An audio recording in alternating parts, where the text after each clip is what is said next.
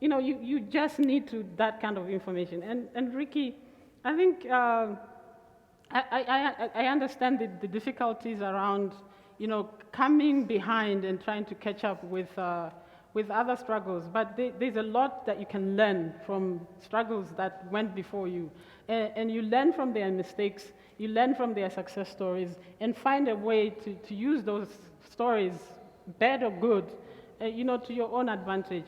And the important thing is not to isolate yourself. And I think that we are, there's a danger in falling into that trap and in being out there by yourself. And that's not going to help you, because some of those organizations have already gained some kind of acceptance within a society. Take advantage of that and hop into that bus and ride along with it, so that you have a way to find these entry points, whether it's HIV or it's whatever is going on. Just find yourself in there, so that then you can voice your concerns.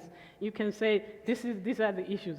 And in terms of litigation, you have to be very careful, because sometimes, and I say this as a lawyer, and I like, it's litigation is what I do, but I know that it can be a very limiting strategy, because sometimes you just represent one person's interest, and yet at the same time you have a group that you're representing, right? And it doesn't necessarily change the attitudes of people. You can get a good judgment, but you need to have a whole campaign around that actually educates people. And I think trans issues as well as intersex issues are issues that people really are in the dark, and they don't understand. They need information right now to understand what is it and how is it even different from the the LGB.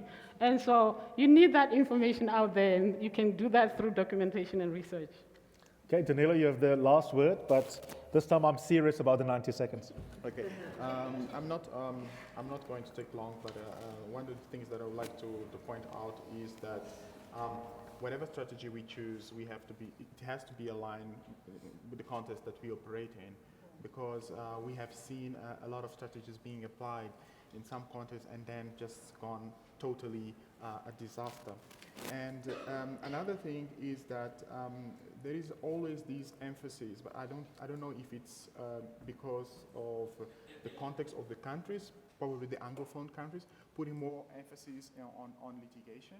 But we have to be very critical about, as Monica was saying, about the impact of litigation it has, not only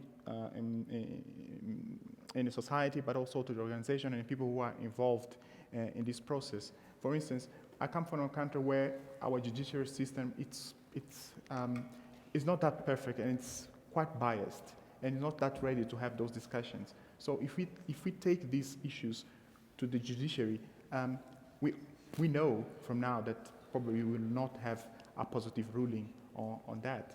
And we have to be very cognizant about how we're going to engage, and not just engage as LGBT people, not engage but engage as citizens. And I'm reinforcing this about we have to take up as citizens, and we must and always work together and try to find some synergies around ourselves.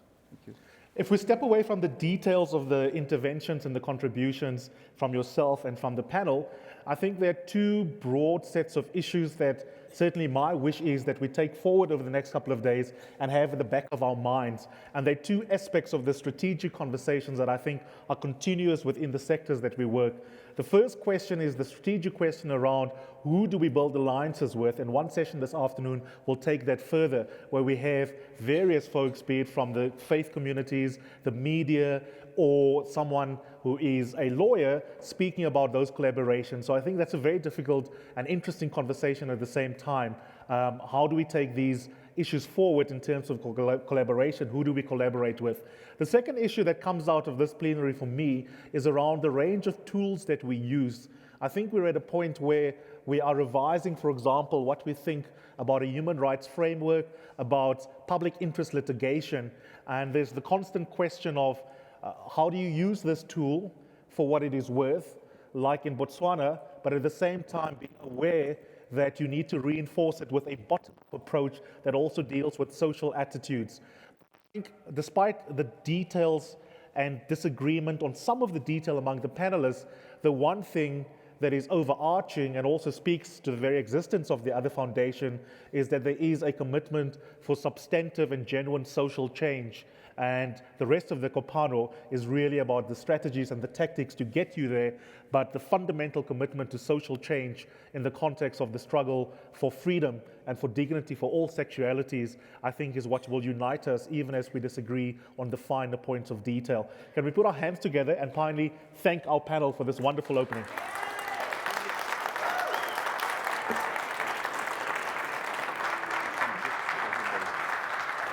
And we have some gifts for them. In the interest of time, we'll give them while you go for tea. We will start at exactly 7 minutes after 11, 20 seconds after that.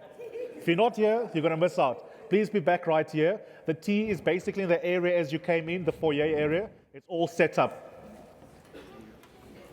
You don't hand them over. Yeah? It's okay.